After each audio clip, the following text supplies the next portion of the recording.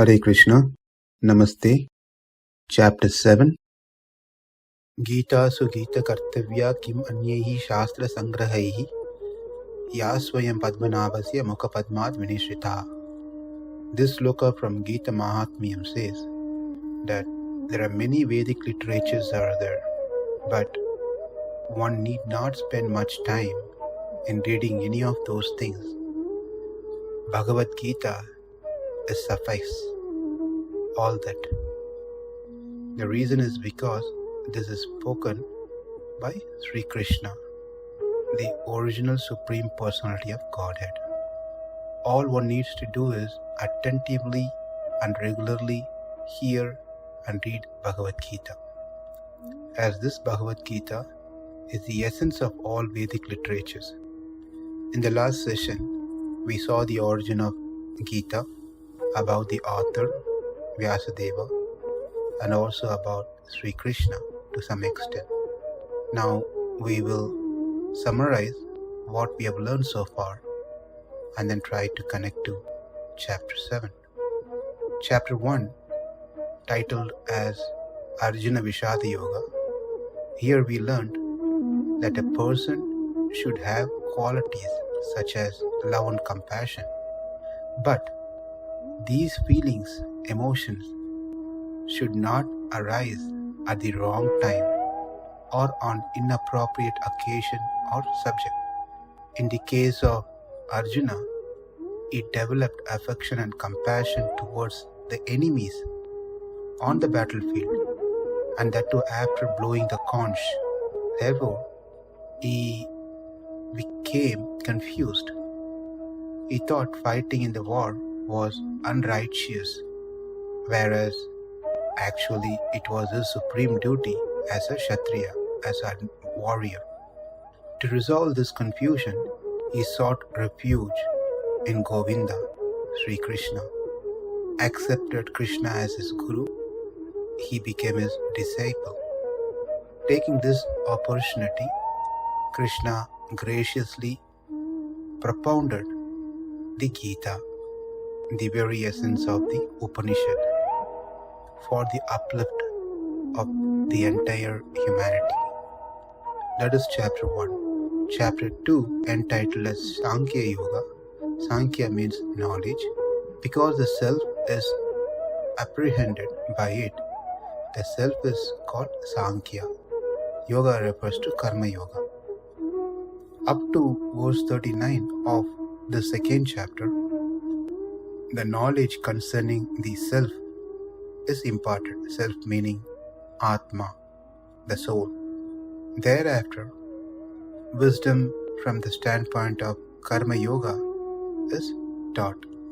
When Karma Yoga is performed, equipped with proper knowledge of Atma, the outcome is Jnana Yoga, known as Sthita Pragnatva.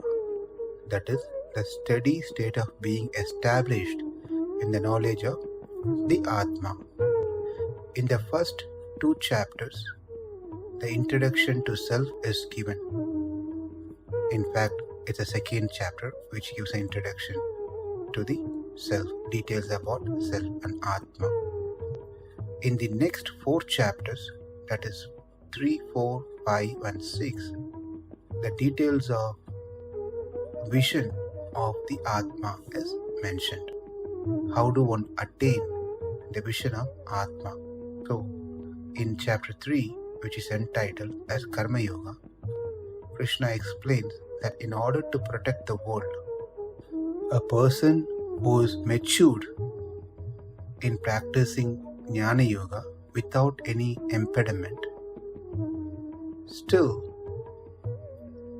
advised to practice Karma Yoga, so that the followers, the others who follow this person in his footsteps, may not take up Jnana Yoga without having enough experience in Karma Yoga, without practicing Karma Yoga.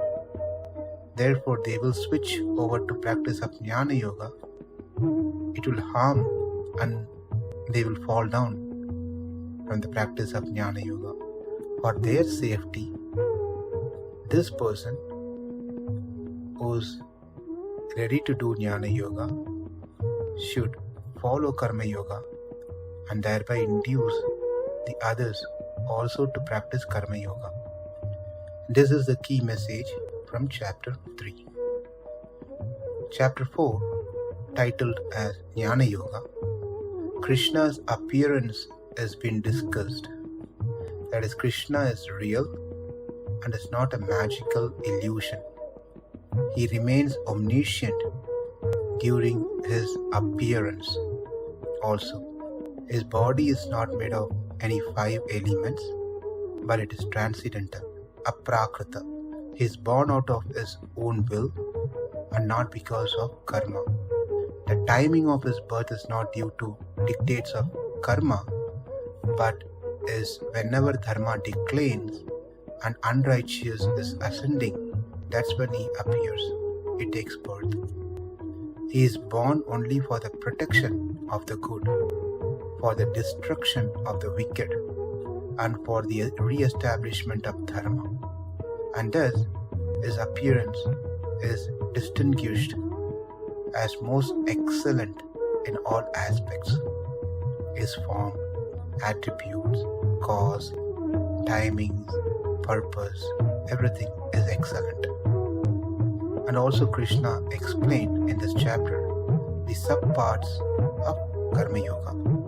Next in Chapter 5, Karma Sannyasa Yoga, as we saw in Chapter 4 that it dealt with nature of Karma Yoga, including it being of the form of knowledge, the varieties of karma, and the preeminent role of knowledge. That is, karma has to be performed with jnana.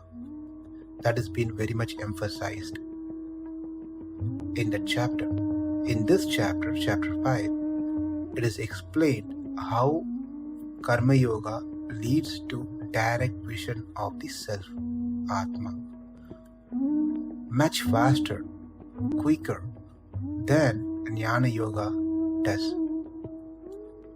Also in this Chapter 5, it describes the various ways of meditation on the self as non-agent, meaning non-doer, which is included in Karma Yoga, and the knowledge that gained from that is explained as well in this 5th chapter. This chapter, as its end title, Karma Sannyasa Yoga, Sannyasa means to give up. The chapter name is Karma Sannyasa. That doesn't mean that one has to give up their karma, one's duty, but what it means is to give up the doership mentality, kartritva buddhi, that I am the doer. That mentality has to be given up.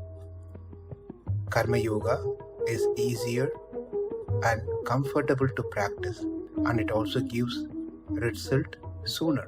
So these things are explained in the 5th chapter. And lastly, Chapter 6, Dhyana Yoga.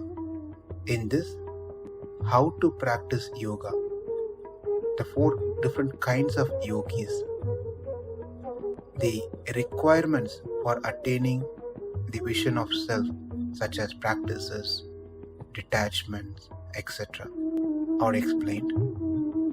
And also, this chapter explains about those yogis who are unsuccessful in completing the yoga. What will be their destination if they started but did not continue for long? They started and continued for long but could not complete it. Or a person who showed interest but never started. So what will be their destination? What's going to happen to them? And those things are explained in this 6th chapter. And at the end of all these yogis, the practitioners of various yogas that's been explained by Krishna so far, Bhakti Yogi, one who performs bhakti, is considered to be greater than other yogis. And the Bhakti Yoga is considered to be the greatest of all yoga systems. That's how chapter 6 has been concluded. The way that Krishna has taken Bhagavad Gita is so very gradual and very beautiful that a person, before taking a Bhagavad Gita, the focus is on the body, that I am the body. When I die, everything is dead. When a person takes a Bhagavad Gita, start reading chapter 1, chapter 2, then he understands that no, I am not the body, I am Atma. Body is different than from me. I am just residing in this body. So that clarity comes in the first 2 chapters of Bhagavad Gita. Now that after getting the clarity that I am not the body, I am Atma, what am I supposed to do next? To attain that Atma, to see that Atma. I can see the body, but I don't realize the Atma, which is what I am. So what needs to be done to have the vision of Atma?